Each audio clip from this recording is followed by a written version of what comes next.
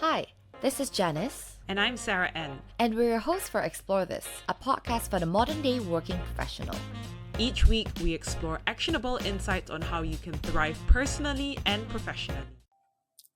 Hello, everyone, and welcome to our first episode of 2025. We're back on the couch today, and we wanted to welcome to today's episode a very special guest and a very special friend to Janice and I. We've got Crystal Cha on the show with us today, and as most of you would know, Crystal is a very familiar face on the podcast. Crystal is a really good friend of Janice and myself. We've known her for years now. We go way back, I would like to say. And I also like to introduce Crystal as a cat mom. A yoga instructor, a coach, and an all-round marketing and operations extraordinaire as well. So welcome to Explore This podcast with Chris. Thank you so much for having me, Sarah and Janice, and it's such an honor to be on this very first episode of the year. So much has happened, and I'm excited to dive in. Yeah, we're so happy you could join us, Crystal. For those of you out there who are long-time Explore This listeners, you would have tuned into Crystal's episodes. She's been with us twice before this. The first episode on finding acceptance after falling apart, and we had an episode on egg freezing as well. So the fun fact is that Crystal is the very first guest to come on the pod now 3 times. So what a way to kickstart the year. I didn't even remember that it was 3 times until you reminded me. I remember the first one, and I was like, oh yeah, I did that egg freezing one as well. The first one was online, and then we leveled up to another pod recording in-person studio, and this is the 3rd time that you're with us. So really special to have you with us. And actually for all of us, we were just saying, it feels like we were in a different alternate universe living, and finally being able to catch up after I can't even when was the last forever? Yeah, honestly, yeah. I think the last time the 3 of us were together was at the egg freezing episode on the pod as well. Probably, Which was last year. I don't know. It feels like a very long time. Anyways, ago. a long time has passed, and we're so excited to get the ball rolling again. And with so much happening, it's just really the time of the year as well, whereby Chris is on the pod here today to share with us a little something that's been brewing. And I won't spoil the surprise, but for myself, Chris, I've always known you to be a very, I would say, reflective, very introspective person. In all of our years of friendship, it's not really caught me off guard or even surprised me the fact when you shared with me that you've designed a very special guided journal. And that's really why, if you haven't caught on already, that's the reason why we're excited to bring Crystal on the pod today to explore how we can ground and grow ourselves. So Chris, you've designed this guided journal to help us with really mindfully winding down for the end of the season, or rather a year as well, and to welcome a new season. Thank you. First of all, I just want to say how appreciative I am to both of you, because the inspiration for this just came out of nowhere. It came, as I was thinking about how much has happened in 2024. I think it's been a big eventful year for not just myself, a lot of people that I've been talking to. A lot of things have happened in the world. A lot of people have been going through life changes, and I was like, how do I make sense of all of this, and how do I begin to put the pieces together so that I can learn something from this and grow from it, right? I usually do a year-end reflection. One I've used for a few years is one that you have shared with me, actually, Sarah. It's called Year Compass, and it's I think run by a nonprofit or some kind of open source community where they also have some kind of guided reflections that you can do at the end of the year or the start of the year, and just think about processing your whole year, because sometimes so much has happened. We're in the doing and we don't really take time to be in the being and absorb and make use of all that has happened to us. So when I was coming up with the inspiration for this, I somehow just felt very drawn to the elements, like nature, earth, wind, fire, and I think it's also a very fitting time because of all that's going on with the world and, global geopolitical issues, the environment, the speed of AI. I think people are very drawn back to the basics. And I'm a big design person, right? And it's no surprise to me that the Pantone, for those of you who know, Pantone's colors of the year, it always really sets the tone for the year of what people are drawn to in terms of style, fashion, interior design, just basically every kind of sphere of culture and trends. And the fact that it's mocha mousse or like a very brown, earthy color, I think speaks to what people are longing for in these kind of times. And as I was putting this together, the first set of people I thought about were your listeners, because I was like, yeah, you know, Sarah and Janice's podcast is always about it speaking, and you've had such amazing guests here on the podcast, and like being in your community events with your listeners as well. These are like a bunch of reflective people. But I was like, you know, like they're such busy people. I'm so busy as well. I haven't really thought about how to structure this properly and how to even begin to get the word out about this. But it would be really cool, you know, if I could go on their podcast and talk about it. But then I didn't even like suggest that or bring that up because I knew we were all in such busy spaces. So when you brought up the idea, I was like, oh my gosh, this is meant to be. So thank you so much. Yeah, absolutely. And thank you for giving us the preview, for being two of the very first few people to take a look through your journal. And for me as well, as someone who is very big on like year-end reflections or like new season reflections, I thought what you had designed was so thoughtful. It was so beautifully written as well, like quite poetic in a very crystal, very crystal, crystal mode, fashion. yeah. It's not your classic sort of like, these are, you know, A, B, C, D kind of questions, like very straightforward, but you actually had like a whole storyline around the elements as you mentioned. So maybe tell us a little bit more about what those elements are and why you chose those specific elements. I honestly don't know where the inspiration came out from. I just know that I was like watching a lot of documentaries, and somehow the things that will pop up on my Instagram, I have like a love-hate relationship with Instagram and TikTok and all this. I think part of it like is very distracting. It contributes to brain rot, but also it brings out very interesting content as well. And somehow the things that I kept being drawn to and were popping up for me and coming up in the books I was reading, conversations I was having, were very like things to do with like using nature as a channel to be back in touch with ourselves. Because for me, I've been on overdrive since I graduated from the MBA that we all were on together, right? And I think a lot of people after COVID have just been in recovery mode because we had to pause for so long, so many of our plans during COVID, that after COVID, it feels like a lot of the world and people were just on overdrive, like making up for lost time. And for many people, it just feels like the past 2 years since 2022 have just gone by just like that.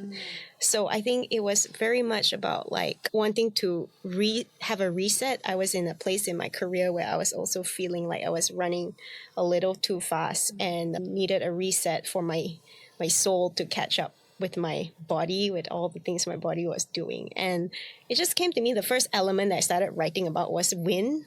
And they all have a natural flow for like wind being about movement and all the movement generated. And then sometimes you move so fast, you come to a place where you're like, hang on, some of this is not working and some certain parts need to be burnt away. And then that's where the element of fire came in. And then after that, it was earth, where it's like, okay, you've burned away some stuff and there's now space to build again. That's where the groundedness, the rooting in of earth came in. And then the last part is the element that I resonate the strongest with, which to me has like so many facets of it, being strong, able to cut through rock, being very fluid, being soft. And there's no surprise that most of the martial arts refer to the element of water as being ever-changing. And I think that's what we are. We're ever-changing creatures, or algorithms, if you want to call it that. We're always learning, we're always reinventing ourselves. So that was the final element that just kind of tied everything together. And I didn't really plan it that way, it just kind of flowed pretty naturally as I was writing. Yeah. I love one part of the journal when you said like not a single line from this journal was written by ChatGPT. And I absolutely know that, having followed through all of Crystal's blogs from like when we were teenagers and everything like that. Crystal's words are very, you know, you can definitely see it's from the heart. And through all of our conversations, I can see that really shining through. And yeah, I'd love for you to be able to just take us through the thoughts around, you know, when we think about making this come to life for our listeners, right? At the end of the day, it's all about making sure that the content that we put out through Explore This is actionable. And so thinking about exploring some of the themes, just to give our listeners a little bit of a teaser as to what that might look like. So just to kick it off for the first element we're exploring, which is the wind theme. Yeah, maybe share with us, what was the thought process around specifically the wind element? I was watching videos and the news about one of these big hurricanes somewhere in the US. I can't remember. Do you remember?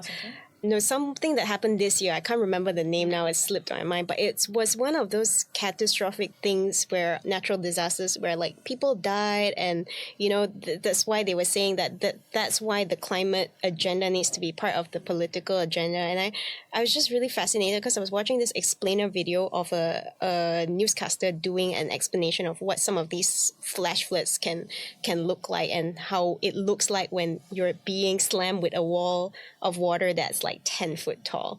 And then I started like wanting to know, like, how do you get to the point where so much water can get carried from the lakes and the sea to be like a 10-foot wall of water that just destroys buildings and sweeps cars away?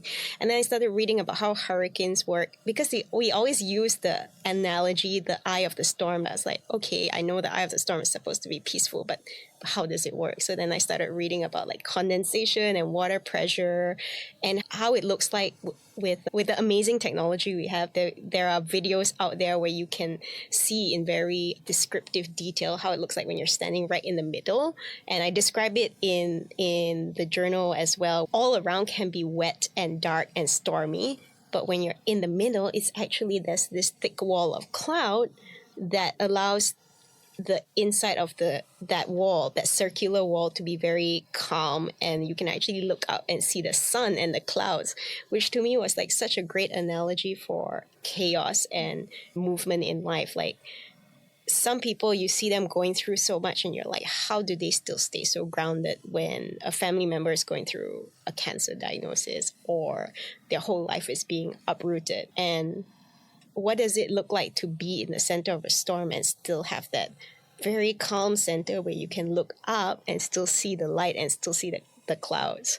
So that was the thought process when I was writing about that. And then the questions and the prompts are all about like, okay, how have you created movement? Because first of all, movement is a good thing. It's progress, it's forward movement. But sometimes too much movement and too much power creates these destructive storms. And I think that's an analogy for our life today. Capitalism, productivity, it's all about doing more, doing better, doing things faster, and doing things different. It's like an almost like relentless need to constantly have activity, constantly be producing. And we're also taught that in our MBA, constantly be in action. But like at some point, when you have so much energy built up, like where does all of this go? I think sometimes we destroy ourselves in the pursuit of more, better, and different, and we don't really take time to pause and look at the clouds, look at the sky, So that's where that thought process behind that element came from. When I think of like maybe how the month went by or even how the year went by, and the first thought that comes to me is like, it's been a whirlwind.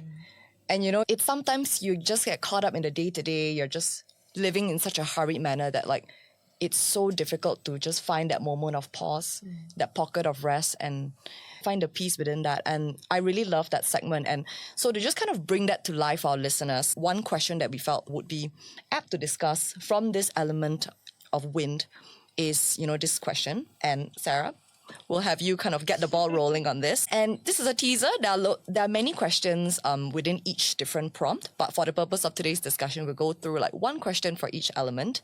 And the question we have for wind that we've chosen is, wind represents movement and power. When it is stable and undisturbed, it can propel a boat forward or power turbines for renewable energy. So Sarah, in what ways have you created movement and power in the past year, and how have they propelled you forward? Wow. An unconventional question for a journal, I would say, Definitely, yeah. And it brings to mind how I think I started off 2024 very uncertain, I would say, and I was pretty determined, as with all things aspirational, to have a very slow and unhurried start. And we laugh now because we all can resonate, I'm sure. But I think for me, 2024 started off with me thinking that, it's just going to be a regular year. I didn't know the changes that would happen that and for myself, the movement and the change that's happened in the past year has been pretty significant in moving countries, changing jobs and all of that. So I think when I started the year, that definitely wasn't in the radar. And so the ways that I've created that movement and that shift, and it's literally like a whole new season in which I definitely feel like I am being propelled forward because I had intentionally sought out for this change to happen, right? From a very personal as well as a very professional sense. So yeah, I definitely do feel like in the current season of my life, it has been like an exponential growth. For me, I think about it as, am I confident that I'm growing, that I'm evolving? I would like to say yes. And being in a very different season with new friendships and new communities and a new country, without family, without my closest friends from home, it has created that sort of ripple effect in terms of me thinking of how I see the future of my life looking like. I can't say that it's all figured out yet, but it's definitely been like that huge shift and that huge movement. I think if I could add to your answer as well, just because I know you as a friend and we've had conversations around this, like a lot of the movement was visible this year when you moved countries, but you've already been building that up because like even during your holiday, I remember thinking like, who's so crazy during their holiday will go and meet people for networking in hopes of getting a job in a new country, because you did that when you were traveling as well. And also like we spent time like in coaching sessions where you were like laying out all the different options of where you could go and really thinking through your career path. So I think there's a lot of momentum you had already been generating. And like what people might see is like the outward shift, like, oh, big move, changing countries, getting to work overseas. But you had already been building up that movement and momentum. No, thanks for calling that out, Chris. I think it's special because I do remember that coaching session with you as well. Yeah, I think I didn't recognize it then because obviously at that point of time, this shift hadn't happened. But like you say, it was about building up that little foundation. So I appreciate that. I really love that. And I think in terms of like the food for thought of, how our listeners can take this reflection on, is like, what are some movements or action that you can start taking, not necessarily all in January, but like across the next few months of this year to propel you forward for something that you want to achieve maybe like in the next year. And like a lot of these things that we see, you're right, like success certainly doesn't come overnight, but with things like Instagram and LinkedIn, like Highlight promotions, reels. relocations and whatnot, like it seems as if like everything just happens easily for people, but no. so much has to be in place for a shift to happen. I love that you highlighted that, Crystal. And just a final note on that is there was so many no's before it was this yes that happened, right? Before this shift had happened. But it brings us very closely to a quote in your journal, which I thought was just really special. I just wanted to take a chance to read it. That's aligned to the win theme. And specific for this theme, it is the quote from Haruki Murakami, which is the author of Kafka on the Shore, a beautiful book that even I'm reading one of his other books now. And the quote says, "And once the storm is over, you won't remember how you made it through, how you managed to survive. You won't even be sure whether the storm is really over. But one thing is certain. When you come out of the storm, you won't be the same person who walked in." And that's what the storm is all about. So I thought that was beautiful. I love that. I think it's a perfect segue to the next element. So we'll move on to the next element, which is fire. And we would love to hear from you, Crystal, like what was the context of why you decided to choose fire and what does that represent? The immediate imagery in my head for me when I was thinking of fire was this, I just couldn't get this scene out of my head from, I think the documentary is called Our Planet on Netflix, narrated by David Attenborough, right?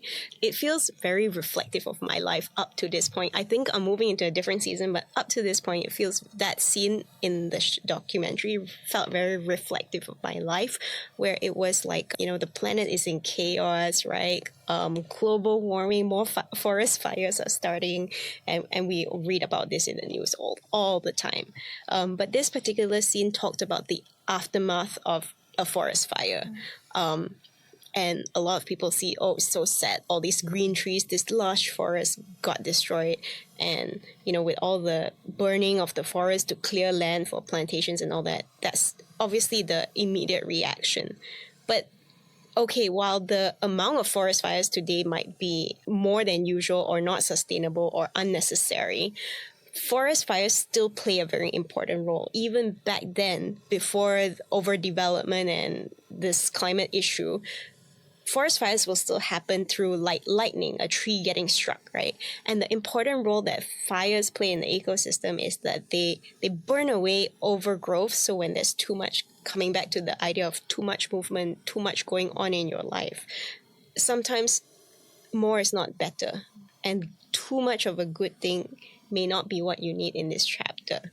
So when there's too much overgrowth, then sunlight cannot come in because it's too dense, the forest cover. So new things cannot grow. And I think for me, I'm very guilty of like hoarding things and experiences and memories or even mindsets, beliefs, perspectives that keeps new things from coming in. And so when a forest fire happens, it actually clears away a lot of clutter and overgrowth.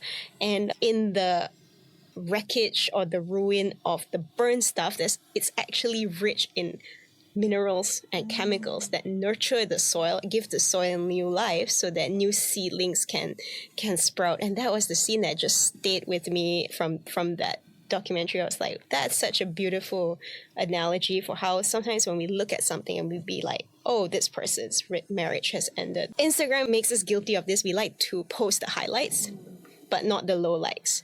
Someone got retrenched from their job, someone, had a miscarriage, someone's marriage fell apart, and we look at that as like a failure, or society tends to condition us to look at those things as failures or like, oh, such a mess.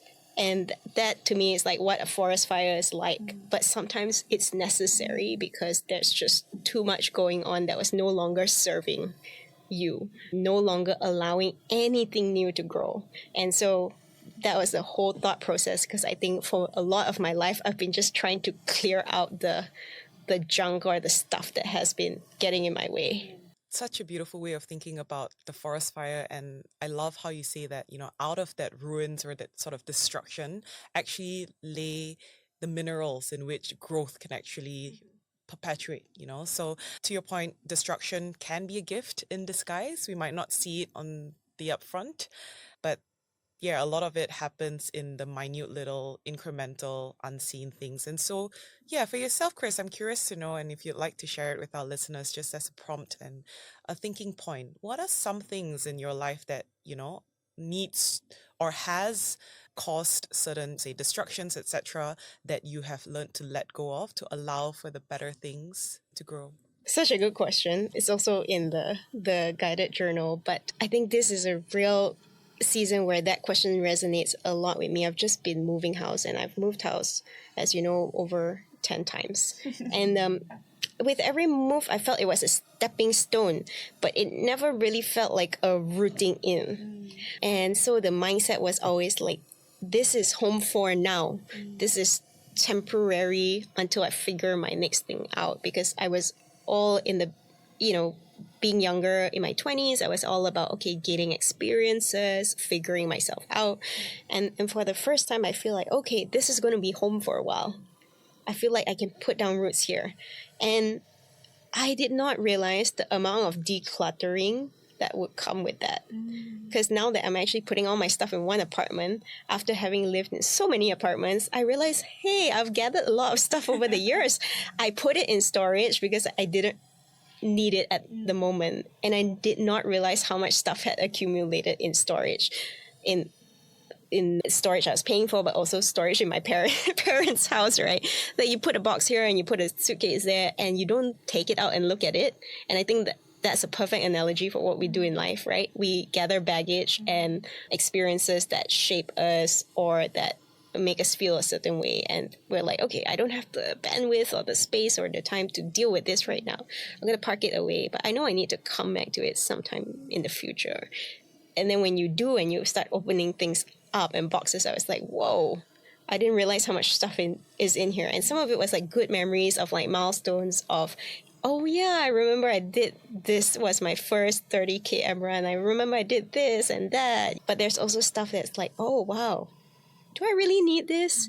Why was it so hard for me to get rid of this little gift that an ex gave me. Why was I holding on to it for so long? Why didn't I feel ready at that time? And what has changed that I feel ready now to let go of it? All these questions came out just through unpacking. Through It's decluttering, like a hey? Marie Kondo, Yeah, situation. Yeah, like existential moment. exactly. And I think the biggest thing I realized that was holding me back that I needed to just let go was, I wouldn't say it's a specific thing, but I would say it's a set of perspectives and ideals that society hands to us, which is that if you are talented or smart or privileged, there you should climb the ladder in a certain way. You should, get married, have kids, blah, blah, blah, or you should be doing better and better at your job. And I had been following that script for a long time, even though I did some non-conformist things like the divorce, which I talked about in the first episode I recorded with you guys. The rest of it, especially in the area of career, was still very traditional.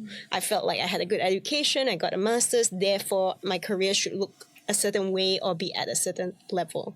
And it was just at a point where none of it was bringing me joy. And none of it felt purposeful or meaningful. It just felt like I had to because I had the experience or because I was good at certain things. And I think that's where I started to feel very disconnected from myself. And I think the biggest thing to let go of was that idea of that who I am is tied to what I do. In a very capitalistic, productive society, I think that's so much what people identify with. It's like, I'm a doctor or I'm a manager or so and so. And even if we don't like our main jobs, we must find something else like a side hustle to identify ourselves with. I'm a surfer, I'm a podcaster. For me, that was the biggest thing to let go of, because I am actually on a career break now, something that I've always thought about doing. But after almost a decade and a half of working, I've not actually given myself the space or the privilege to do, because I always thought I couldn't afford it or I didn't, work hard enough for it. But to me, I began to rethink, why do I think I have to earn this?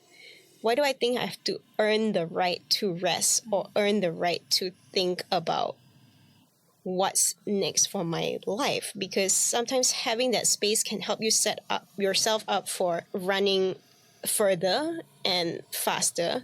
But if you don't even give yourself that space, then you'll just be almost like a hamster on a wheel on autopilot, doing the same thing again and again. And you might be able to do it well at a certain level of excellence, but it's only ever going to be that thing because you're not giving yourself the space to explore anything else. I've been on overdrive, good at getting things done, good at ticking the boxes, good at collecting achievements.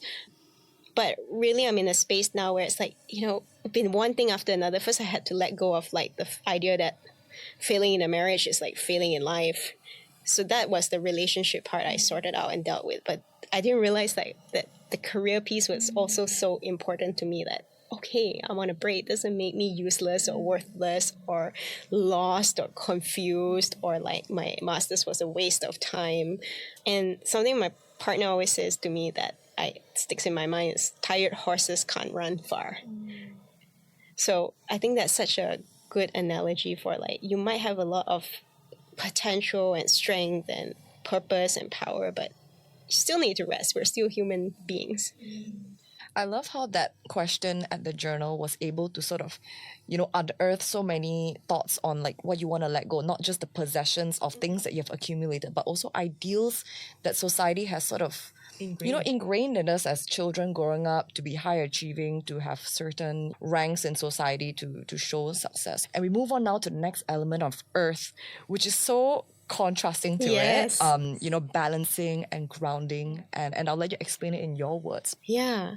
So the big difference when we move into the element of earth, when we look at wind and fire, is that wind and fire happens very quickly, like building up a storm or a fire spreading. Within seconds, something can escalate quickly. Whereas with the earth, it just really speaks to the wisdom of nature and how certain things can be done quickly, but certain things need time to brew for plants to grow. So talking about coming back to the forest fire, now that you've cleared this space in your life, what new things do you want to grow? And a lot of us might be looking for instant results or like looking for some kind of proof that it's okay to make this big shift or it's okay to change this chapter, and it would be proven that I'm right by results, and we want to see outcomes. But sometimes this is the wisdom of the earth. Like sometimes what looks like nothing is actually the deepest work of all. It's a baby being growing in the womb. It's a seed germinating in the soil. You're not going to see that outcome anytime soon. It's going to take time. And in fact, the bigger the outcome, like a human baby, it takes 9 months, but a baby elephant, I don't know how long it takes. I think I read somewhere like 2 years or something like that. The bigger it is, the longer it will look like a nothing. Yeah, just coming back to the elements, I found a lot of wisdom in that. And being the end of the year, beginning of the year, winter season as well, a lot of things look dormant, dead, but it's actually season is necessary for that new life to come, for flowers to bloom again. The old ones all the old leaves have to fall off. And I think it's really a reminder to us of patience. And a lot of us think patience is like waiting. But there's a difference, I think, between an active waiting and an active patience, where you already anticipate the spring, the flowers, the next thing, but you're holding that space for it to grow and you're being okay with it looking like nothing.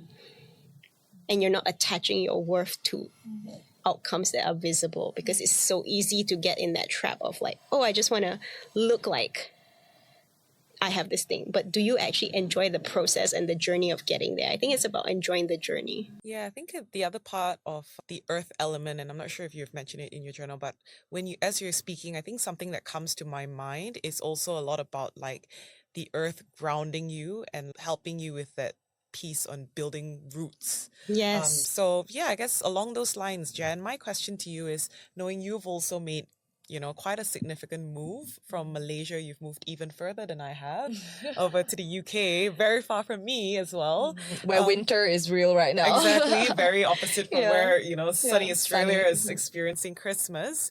For yourself, what are some rituals or routines that have helped to ground you for the past few months that you've made your own version of transition and change? I think there's been a few rituals that I have started. Like just keeping it very real, I've started, but also like abandoned, or rather like didn't manage to keep up. But one that I think has really made a difference is using my commute time really mindfully. So in London now, I commute to work, and in London, an average commute time is about 45 minutes, like door to office. That's a perfect podcast timing. Yeah, exactly. But to me, I've always been like, oh man, 45 minutes feels so far, because we have the luxury of, getting to places easily with our cars and whatnot if it's not jam. And fun fact, not every underground has like signal. So No. it was something I was really upset about at first, that, oh God, I can't even use that time to like reply emails and like listen to a podcast, and then like Save the podcast. yeah, save the podcast. Pre-download. A good hack. But I think what I found is that like replacing the noise or podcast or music with reading, bringing a book in my bag. And I've started now, like everywhere I go, I try to put a book in my bag as well for all these long commutes I've had to take now, is to spend that time reading. Even if I don't get a seat, it's possible to sometimes like kind of stand by the bar and just read. And I found that that's allowed me to sort of, in a way, even have a pause in my day, to have that pocket of like, okay, I'm just going to dedicate this time not to reply emails, not to, catch up on social media and whatnot at the start of the day especially, but to spend some time, upskilling or even just reading something that gives me a little bit of joy in the morning. So I think that is one ritual that I've sort of started, reading, using that time a bit more mindfully. Not productively, but I think like, it's also a joyful sort of habit that I've been able to cultivate, and most definitely hoping to bring that to the next year. I love that. What a great reminder for myself. I've been picking up books as well. And just like the opportunity to be off screen, I think that's something that we take for It's kind of granted nice as well. actually. It's like, okay, people, I don't get the pinging for like 30 minutes, Yeah. and it's fine. The world still goes on. You have a little bit of mental clarity at the start of the day, and back to old school sort of like paperback books. Yeah, I love that. I love that new ritual, but also I want to challenge something you said where it's like more fun and mindful, but not necessarily productive. I actually think, so this is another thing I'm going through a mental reframe on like rest, I think is really productive because I think as more and more science emerges about the importance of sleep and rest. So I was just reading something the other day on a parenting Instagram account, but it talks about why it's so important to kids to play is because if we learn something through being told, we need to have it repeated. Like, I can't remember what was the number, something like 10 or 20 times. But if we learn something through play, we only need to repeat it 5 times for it to sink into our memory. So I think, when we play and when we rest and we allow our bodies that shift in mode, it's like almost like oiling the engines for us to continue to grind and be what we consider productive. And most peak athletes will also say that the most important part of their training regime is sleep. So, when we think about our work or most of like the corporate culture, it's like if we expect elite performance, why don't we treat rest with the same kind of importance or respect? Yeah. Yeah, that's a fair point. Like fueling you for the long haul. Yeah, because like I think so much of, I don't know about both of you, but for me, so much of like what is seen as like success in the working world is like, oh, I'll chug another energy drink, or I'll pull an all-nighter to get it done in both academic and the corporate world. And that's seen as like, wow, what a go-getter. What a hardworking. But if you look at the elite athletes, they'll be like, how stupid is that? I want to win the gold medal. I'm going to sleep for 10 hours tonight, I feel like this conversation could just go on, and it's also like, every time we're on the podcast catch up, it's also like our opportunity to just catch up on life. But as with all things, we do have to be mindful of time. And just to kind of wrap up and say that the final element that Crystal has written about in her reflective prompt is the element of water. And for that, we'll leave it to you as our listeners to get a teaser and a flavor of the reflective prompts in the journal. And in our episode description, when we release this episode as well, we'll be sharing a little bit more with you about how you can get access to Crystal's journal. And for now, we would just like to wrap up and also kind of say that, Chris, what is a takeaway that you'd like for our audience to have with the 4 elements of water, earth, fire, and wind in mind? I also write about this in the guided journal. There's a lot of prompts and a lot of exercises in it. And like when we look to nature and the elements for inspiration, there's honestly so much. Like you said, this conversation can go on forever. There's so much to dig into, so much to reflect on, so much to learn from. But I think the takeaway would be just like with nature as well. You can start simple. A forest can grow from a single seed. A few drops of water can erode a huge rock. So just start where you are, even if you're not a reflective person with a daily reflective practice, right? Just start with some of the questions that we've discussed today and like think about what that means for you and your life. Or, if you don't have time to sit down with a journal, nice paper and pen, like ideally we all want in these like cozy looking Instagram posts that we see, do it on your commute, when you have no signal and nothing else to do, you can just type it on your phone. I think what it would be my biggest takeaway is that it's possible to cultivate mindfulness and stillness wherever you are, whatever you're going through in life. And there's just so much value in it. It gives us that inner clarity and centeredness and strength that allows us to keep going in wherever we are, whatever we're doing in life. What a wonderful way to wrap up our episode. And with that, thank you so much, Crystal, for coming on the pod for the 3rd time and probably not the last time, I will say. Pretty sure about that. We hope all of you enjoyed this episode, and with the prompts that was shared, we hope that you take this time to also, reflect on the year ahead. And if you're keen to hear and explore more of the prompts, stay tuned for further details on how you can get your hands on the journal. Thank you so much, Crystal. Thank you so much for having me. If you stuck around to the end of this episode, we want to say thank you for exploring with us. And if you don't already, please follow us on Spotify, subscribe on Apple Podcasts, leave us a rating and review, and most importantly, share this episode with your friends.